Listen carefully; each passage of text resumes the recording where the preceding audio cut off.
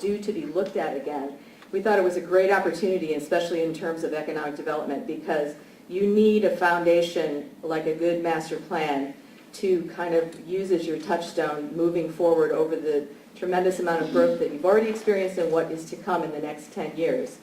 So we were happy to have that opportunity to do that. It helped us to create a baseline of data to work from. And the way we did it was very simple. We read the 1997 master plan. We analyzed what the goals were then. We took a look at what has been accomplished, and a lot of the original goals were accomplished. Some of the goals were no longer relevant, and some were still being worked on.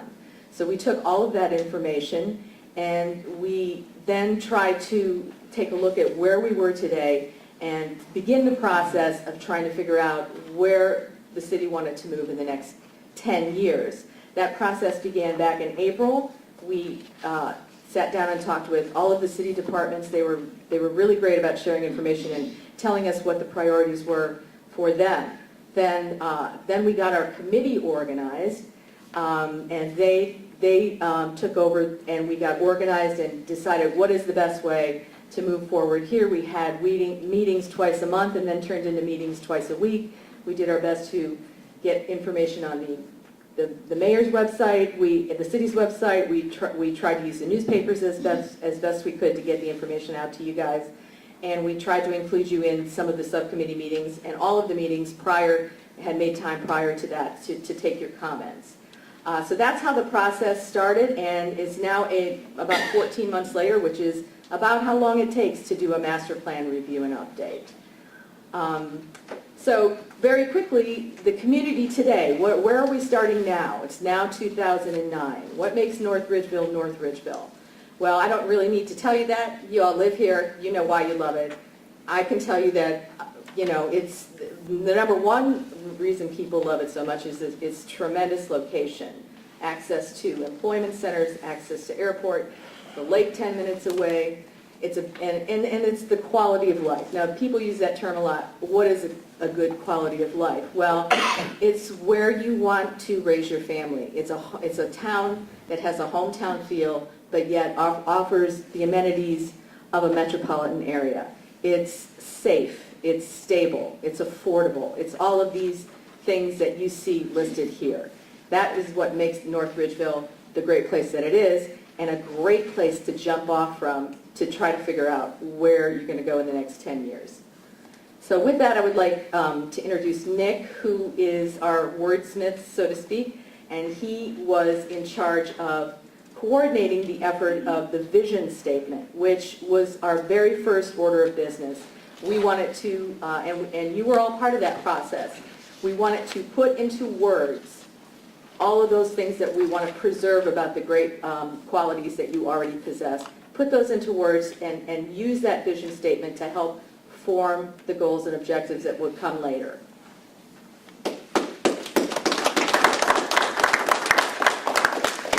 Good evening, everyone. Again, my name is Nick. I work alongside Ellen at Public Sector, and I've been a part of the Master Plan Committee since September.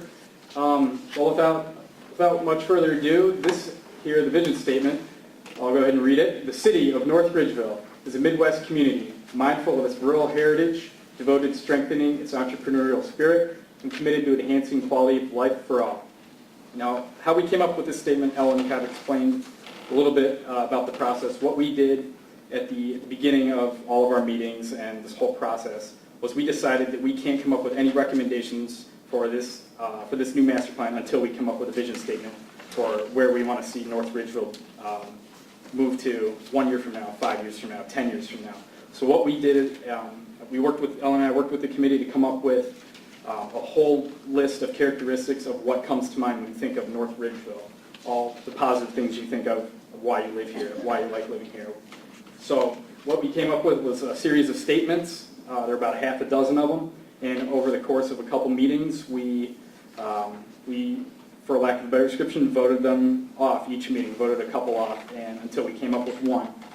And this was about after 3 or 4 meetings, and the committee, as one unit, decided that this was the best statement that reflected everything about the vision of the master plan. Like I said, it's the foundation for the plan before we could come up with any of the recommendations, and it's the direction of where we want to see the plan and see the city move to and grow to become in the next 10 years.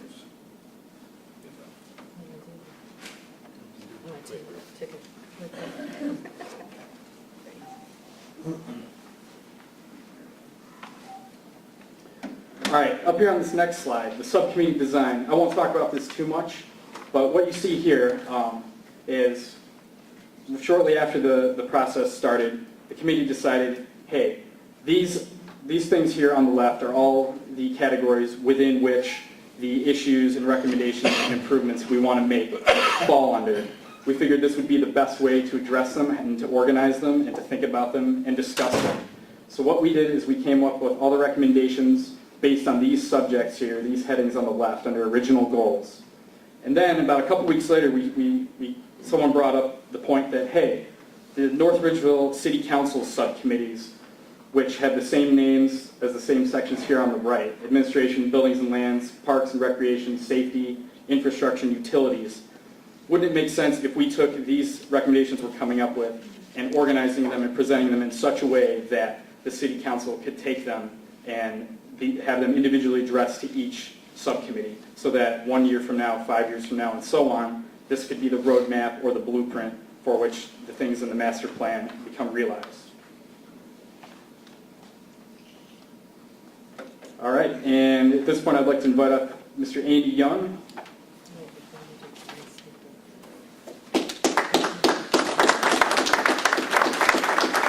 Andy, before you get started, I just want to also mention that as part of the public process, we did invite as many people to participate. We had community input. We had a wonderful speaker series that was put together by Rick Winrod and his committee. We had, and those were regional leaders that came and gave us insight into the trends that are happening and that we need to be aware of. And we also asked the future leaders of the community to give us their ideas. And this is the art students from the high school. You'll see over here their ideas in a model and in drawings. This was a project that took them many weeks to work on, and they really put their heart and soul into it.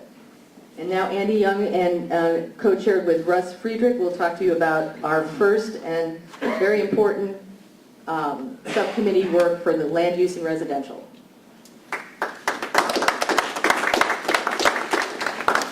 When we began this process, we weren't sure exactly how we were going to proceed.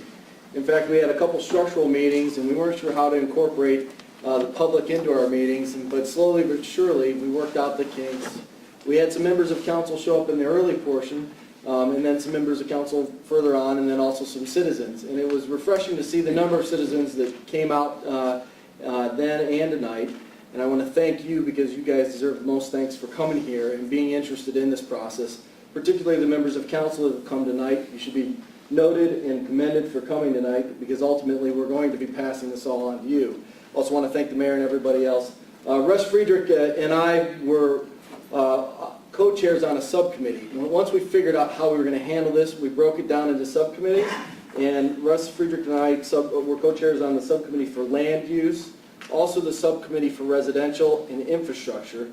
Russ is going to handle the infrastructure portion. Both he and I will answer questions with regard to all three and handle comments once we're completed here as well. But this was a rather large undertaking, and the first thing we did was we sort of evaluated where we've been in the past and where we are currently. And one of the things we sort of questioned and talked about is, are we becoming a bedroom community? Before we answer that question, we need to know what a bedroom community is. And it's essentially a suburban area where many residents sleep but work outside the community. And it's a city characterized by residential rather than commercial growth. So with the group of folks that are here tonight, with a show of hands, how many think we are actually becoming a bedroom community? Raise your hand. And it looks like the large majority of you. So the